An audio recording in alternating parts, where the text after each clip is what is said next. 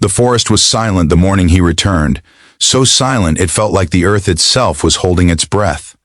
The man who stepped out of the rusted pickup looked like someone carved out of old scars and unfinished apologies, his leather jacket heavy with the emblem of a life that had taken more from him than it ever gave.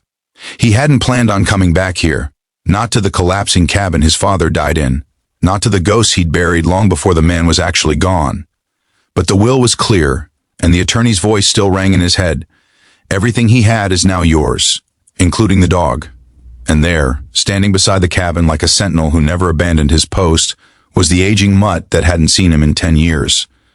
Before the story unfolds, if you believe in kindness, redemption, and second chances, make sure to like, comment, share, and subscribe. It truly helps the channel grow and brings more stories like this to life. He didn't remember the dog being so gray, or so thin, or so heartbreakingly loyal. The animal stared at him with a mixture of confusion and hope, tail trembling like it wasn't sure it still remembered how to wag. The man swallowed hard, realizing how many years had slipped away while he'd been chasing danger on the road, patching up his brokenness with speed, noise, and brotherhood. They said the club saved him, but somewhere along the way he'd lost himself anyway. And now, standing before this collapsing cabin and a dog who never gave up waiting, he felt the weight of every mistake crash against him. The inside of the cabin smelled of dust and fading memories, walls etched with his childhood, his father's boots by the door, a half-finished wooden carving on the table, and silence so thick he could almost hear the old man clearing his throat. Grief came unexpectedly, not in a wave but in a slow tightening around the ribs, reminding him of everything he had never said. The dog followed him inside, moving like his shadow, nudging him. When he paused too long, sitting beside him when he sank into the old sofa. It was strange how quickly the dog seemed to forgive him. As if the past didn't matter, as if the only thing that mattered was that he was here now. Days passed in a kind of quiet rehab. He repaired the broken steps, patched the roof, burned old junk, and tried to patch himself too. The dog was always there, bringing sticks, sleeping by the bed, watching him with eyes that seemed to understand things humans never could. Slowly, the man felt something thawing inside him. He had ridden thousands of miles trying to escape the ghosts of his father and the mess of his own life, but it was here, in this forgotten place, where he finally began to breathe. One afternoon, while the sun slanted low through the pines, the dog began digging near the edge of the property. It wasn't unusual, the dog had always been a digger. But this time he barked sharply, tail stiff, like he had found something more than just a rabbit trail. Curious, the man walked over, boots crunching on dry earth. The dog had uncovered the corner of something metal, rusted, heavy, and partially wrapped in an old tarp. A chill moved through him. Kneeling, he brushed away dirt, exposing what looked like a military-style lockbox. His pulse quickened as he pried it open. Inside were bricks wrapped in plastic, bundles stacked neatly, and a notebook sitting on top. His hands trembled as he lifted it. The first page was a letter, written in his father's unmistakable handwriting, the strokes heavy and uneven. The man read through it once, then again, feeling the weight of every word settle into his bones. His father wrote about mistakes he could never fix, a past tied to people his son had grown up fearing. He wrote about debts collected the wrong way, about a deal gone wrong, and about walking away with something he shouldn't have.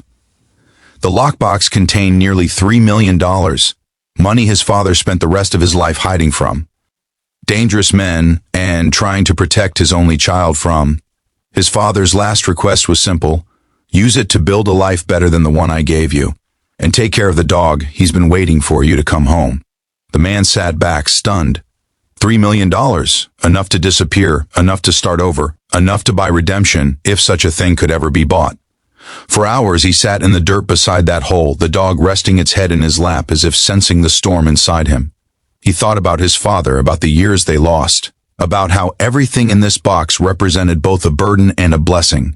He thought about the club, about the road, about the reputation he carried like a chain. And then he looked at the dog, loyal, patient, forgiving, and realized something he hadn't understood until now. Maybe he was tired of being a ghost in his own life. The decision came quietly but firmly. He buried the past, literally and figuratively, by reburying part of the box in a safer place and keeping only what he needed to rebuild the cabin, settle his debts, and start fresh. He didn't want to run anymore. He wanted to stay, to fix things, to make the cabin a home again. Over the following months, the property transformed. Rotting boards became solid wood, shattered windows became clear glass, and the man who once rode with fists clenched now spent his days rebuilding, restoring, reconnecting.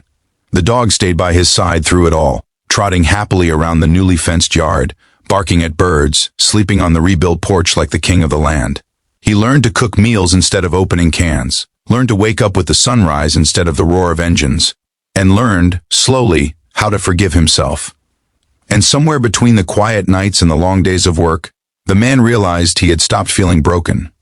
The cabin was more than a home, it was a second chance. And the dog was more than a guardian, he was a reminder that unconditional loyalty still existed in the world. If this story touched your heart, please like, comment, share, and subscribe to support the channel. Your engagement helps us reach more people who need stories of healing and hope. Before we finish, take a moment to comment and tell us what part of the story moved you the most. In the end, the man never bragged about the money, never returned to the life that had once defined him, and never questioned why the dog had dug that exact spot. Some things he believed were guided by something greater.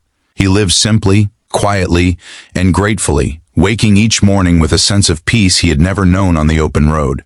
And when he looked at the dog dozing in a patch of sunlight, he understood something beautiful, that sometimes the greatest treasures aren't the ones buried in the ground, but the ones waiting patiently for you to come home.